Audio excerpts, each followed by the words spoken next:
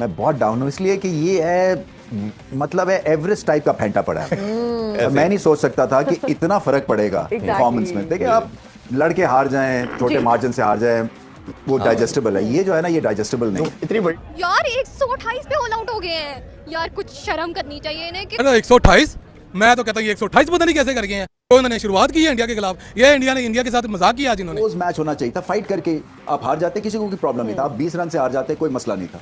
मगर इतना vast difference batting, bowling और फील्डिंग में देखा, वैसा लग रहा था जैसे कि कोई यूनिवर्सिटी की टीम कोई केजी की टीम से खेल रही है। इतना फर्क था। हमारे बस यार क्या करें यार, छोड़ दो यार। तो मुझे ये बताएं कि आखिर हमारा बड़ा बैट्समैन क्यों इतना प्रेशर में हो जाता है और उनके बड़े बैट्समैन इतने, पंजाबी में कहते हैं भोंतर जाते हैं या ऐसे हो जाते हैं कि वो हमारे खिलाफ बड़ा स्कोर बना बैट्समैन लेते हैं। बड़े मैच में, अगर वो कह रहे हैं बड़ा बैट्समैन अगर बड़े मैच में ही नाकाम है तो फिर वो बड़ा बैट्समैन बाबर आजम देखिए उसकी वो आंखों में आंखें डाल के बात करते हैं ऑपोजिशन से। वो ऑस्ट्रेलिया से पंगा लेते हैं, इंग्लैंड से पंगा लेते हैं, पाकिस्तान से नहीं लेते, क्योंकि कल्चरली हम एक जैसे हैं, रिस्पेक्ट करते हैं। जी बिल्कुल। So, unusually favourite Pakistani team, number 1 best bowling attack, 228 run से शिकस्त।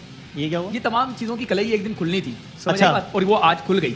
ये 266 वाले दिन भी बहुत सारे लोग सोच रहे हैं वहां भी इतना आसान ना होता। बड़ी बात है कि भारत में सचिन तेंदुलकर को ऑलमोस्ट भुला दे कोई, बिल्कुल और एक नया सुपरस्टार निकले बिल्कुल जो सही कि कह रहे उसके लेवल का या उससे बड़ा हो, क्योंकि इनसे बड़ा रन चेजिंग एसेट भारत को नहीं और मिला। सर आप बिल्कुल कुछ तो दिया था आपको पावर दी, आपको आपके दोस्त दिए, आपको अपनी मनमानियां चलाने का मौका दिया। बदले में आपने हमें क्या दिया?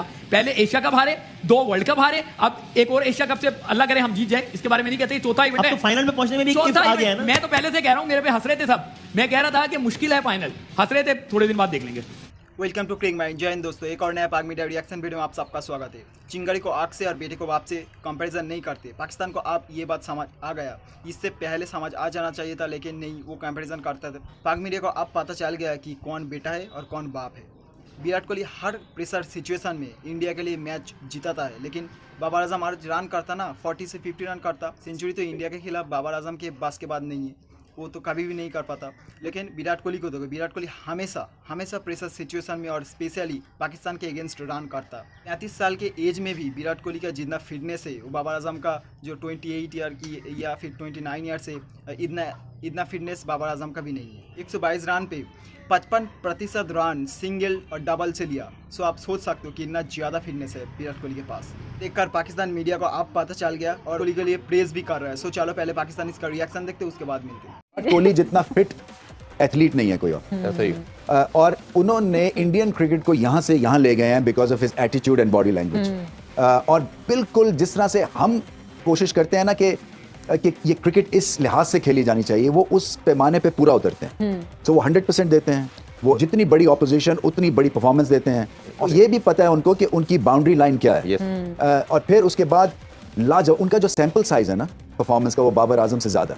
सैंपल साइज से मुराद ये कि बाबर आजम ने अगर 100 मैच खेले हैं तो उन्होंने 400 मैच खेले हैं। बिल्कुल, और बिल्कुल। बाबर आजम का जो रियल टेस्ट होगा कि 400 मैच के बाद क्या इस परफॉर्मेंस को वो लेके जा सकेंगे या नहीं। विराट कोहली ने करके दिखा दी। देखिए बिल्कुल एक बात बिल्कुल ठीक कह रहे हैं कि मतलब आपका असल इम्तिहान वो होता है कि जब आपने एक लंबी इनिंग खेली हो और उसके बाद भी आपकी परफॉर्मेंस वैसी रहे, क्योंकि अक्सर लोगों की कुछ सालों के बाद परफॉर्मेंस वैसी नहीं रहती है। और फिर देखिए डिस्ट्रैक्शंस कितनी है वहाँ पे। प्रेशर और किस्म का है। बाबर आजम में प्रेशर है, यहाँ पे फैंस जो उनको उनसे एक्सपेक्टेशंस लगाते हैं।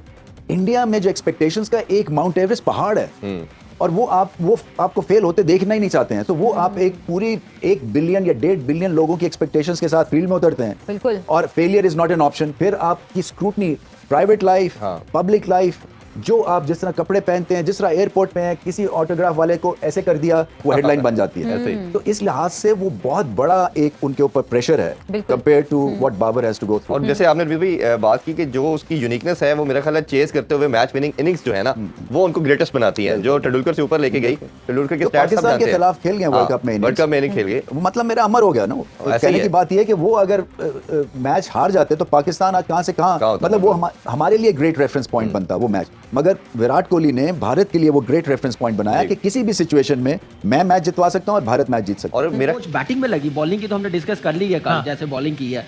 और जैसे बैटिंग विराट कोहली ने 13,000 रन फास्टेस्ट बनाए हैं, और वेरी वेल डन। मजा आया उसकी बैटिंग देखने का, जैसे राहुल ने 100 बनाया। ऐसे प्रेशर वाले मैच में बड़े प्लेयर्स अपनी क्लास दिखाते हैं। और राहुल तो अभी एक ब्रेक के बाद रहा था, तो उसके लिए ज्यादा प्रेशर होना चाहिए था, लेकिन क्लास के प्लेयर ऐसे मैचेस में प्रेशर नहीं लेते, वो अपना आप दिखाते हैं। जो उसने बैटिंग में अपना टैलेंट दिखाया, अप्रोच दिखाई, अग्रेशन दिखाया ना उसने बैटिंग में, और विराट कोहली ने, वो अमेजिंग था। वो कह रहे ना कि मैंने कहा भाई स्किल्स की बात नहीं है, वो तो ठीक है, लेकिन इंटेंट और बाकी, यानी इंटेंट और कॉन्फिडेंस और ये मैच से पहले की तो कुछ चीज़ होती है। एक होता है आप कितने स्किलफुल प्लेयर हैं, और एक होता है कि आपने अपने आप को प्रिपेयर कितना रखा है किया है। तो यही वजह है कि भाई बुमराह एक ब्रेक के बाद आता है, कमाल कर देता है। यही वजह है कि केएल राहुल एक ब्रेक के बाद आता है, 111 मार देता है, और आप जो है वो दुनिया का बेहतरीन बॉलिंग अटैक है, लेकिन अब बेड़ा घर को आता है। देखिए वसीम भाई, इसका ना प्रोसेस जो है ना सिलेक्शन का, हाँ, प्लेयर्स को बनाने का, लाने का, वो बड़ा काउंट करता है। आप उनके साथ मैच नहीं कर सकते। ईशान किशन 3 वनडे खेला हुआ है, उसके लिस्ट ए के 94 मैच है और 4 डे क्रिकेट के 54 मैचेस हैं, और T20 उसने 250 मैच खेले हुए हैं, फिर जाके उसका इंटरनेशनल क्रिकेट में डेब्यू हुआ है। उनका लेवल और हमारा लेवल बड़ा है। अनफॉर्चुनेटली पिछले 4-5 साल से ना हमने T20 क्रिकेट से बड़ी सिलेक्शन की है लड़के। बड़े खिलाड़ी को बड़े मैच में परफॉर्म करना होता है, हमने आज तक यही सुना है। पाकिस्तान के लिए कोई फाइनल मेरे नजदीक बड़ा नहीं होता, सबसे बड़ा मैच होता है कि इंडिया से आप जब टकराएं। हम इंडिया के बड़े खिलाड़ियों की बात कर लेते हैं। इस स्क्वाड में रोहित शर्मा, पाकिस्तान के खिलाफ 18 मैचेस, 787 रन, 750, 200, यानी कि 9 मरतबा उन्होंने पाकिस्तान को बड़ा स्कोर करके दिया। कोहली 15 मैच, 250, 200, 183 रन की भी पिटाई की हमारी। आज 300 है, ठीक है, आज तीसरा 100 भी हो गया, यानी कि 300 हो गए उनके, यानी कि 5 मरतबा और 183 रन की पिटाई को हम भूल जाते हैं। अब हम बात कर लेते हैं दुनिया के सबसे बड़े इस टाइम रैंकिंग के बैट्समैन। केएल राहुल आप भूल गए, नहीं 57 एक मैच में और 111। दो बड़े नामों की बात कर रहा हूं ना। अब हमारा जो इस टाइम रैंकिंग का सबसे बड़ा नाम है बाबर आजम। नहीं, हमारा नहीं, दुनिया का। आईसीसी रैंकिंग दुनिया का नंबर। आईसीसी रैंकिंग अब तक 7 मैचेस खेले हैं, पहली बार 8 बनाए, फिर 46 बनाए, फिर 47 बनाए, 9 बनाए, 48 बनाए, आज 10 बनाए, एक भी 50 नहीं। सो ये उनकी क्लास थी, और उनका एक नेचुरल इंस्टिंक्टिव बैटिंग मैप बनता है भारतीय बल्लेबाजों का।